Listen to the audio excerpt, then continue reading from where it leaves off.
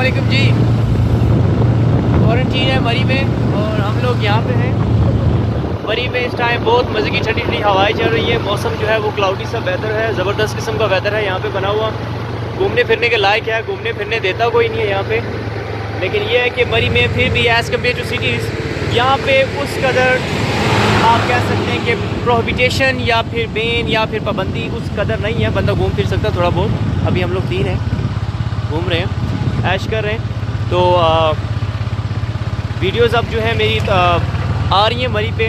ये बाद देखिए इंशाल्लाह 2-3 दिन के हर एक दिन के बाद नई नई वीडियो आपको मिलती रहेगी मरी का।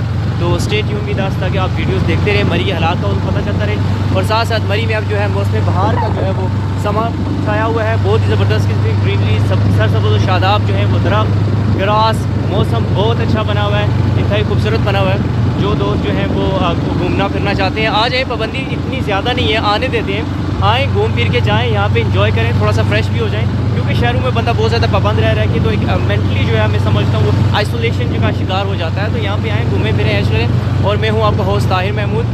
तो चलें वीडियो देखें फिर आप।